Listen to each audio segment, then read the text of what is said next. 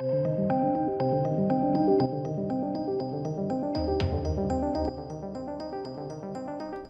and welcome to my review of The Boys Season 2, Part 1, 2 and 3.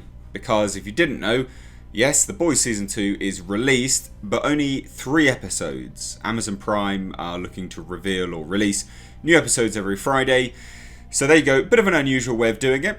I'm not a massive fan of it, because I want to consume it straight away. But hey, beggars can't be choosers. I really enjoyed this. So, for anyone that's concerned, this will be non-spoilers up until a point, and then I'll give you fair warning, and then we'll touch on spoilers. But this is my review of Season 2 of The Boys. Now, I didn't actually review the initial Boys on the channel. I got to it quite late, but I loved it, and equally so, I really am enjoying this season. I've spent the morning watching it, really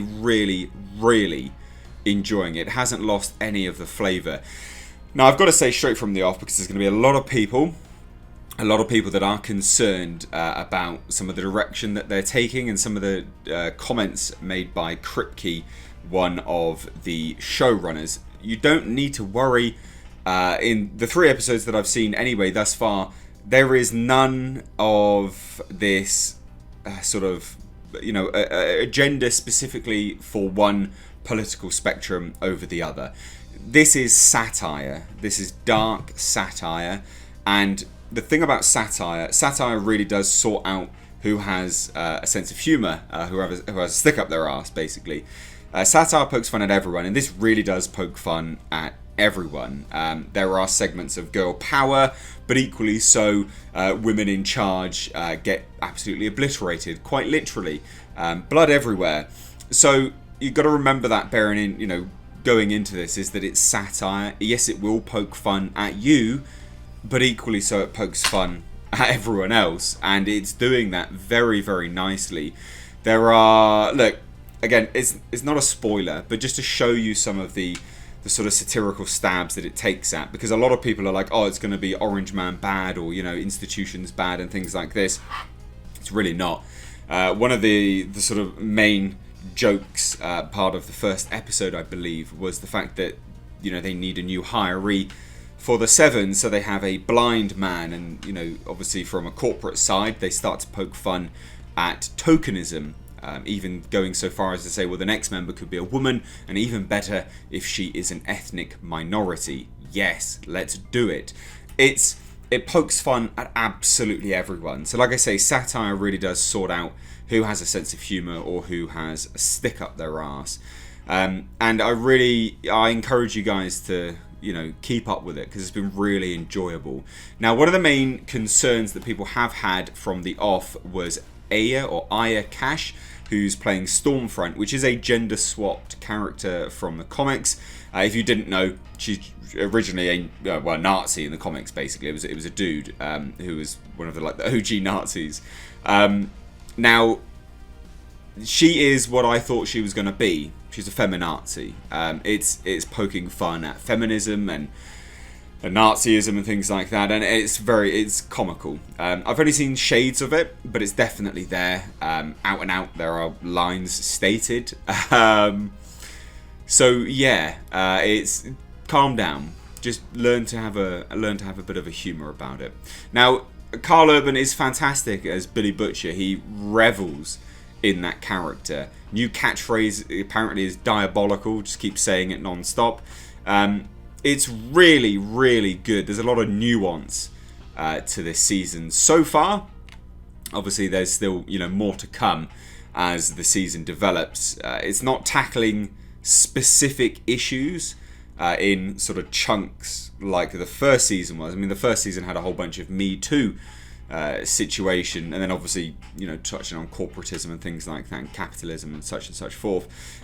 This season so far is looking like it's sort of progressing and evolving on the first season, but it looks like it's telling a broader story across the season rather than sort of individual I guess moralistic episodes like the first season was. And there's nothing wrong with that. It's brutal, it's bloody, it's really really enjoyable. I'm loving it, and I'm really enjoying. The cinematography is great, right? The cinematography, the lenses that they're, so from a technical perspective, the lenses that they're choosing to use are very unique. I don't know what lens that they are using. They will be cinema lenses, I'm sure, but they're using a lens which is hyper crisp in the middle, and then as it cuts to the border of the frame, it starts to blur out, even to what should be in focus. It's a very unique look towards cinematography. It's very, very interesting, and everything else is really crisp. The effects are good. You would have seen it from the trailer. That whale effect is a little bit dodgy in parts, but you don't watch The Boys for, absolutely grandiose effects. You're watching it because it's a comedic, satirical take on superheroes. I really like the power struggle between Homelander and the sort of corporate ties above him. I really like that, and I'm really keen to see how it develops and progresses moving forwards. And I'm really keen to see how Starlight and A-Train and Huey, how that sort of trio starts to wind back together, and I'm really eagerly awaiting the resolution there, because there has to be one, and I'm really eagerly awaiting that. It's difficult to talk about without going into too much spoilers, but rest assured, like anyone that was concerned about this, your concerns were somewhat justified, I guess, in terms of, the trend and the historical point of agendas being pushed and stuff, but you don't need to worry about this. It's very, very good. Really, really, really good. They're setting up a lot of revenge. They're setting up a lot of grudges, and it's obviously it's going to come to a brutal, brutal head. Now, like I said, I'm not a massive fan of where they're going with the episodes releasing every Friday. I don't like that. I'd much prefer them just to release it all in one.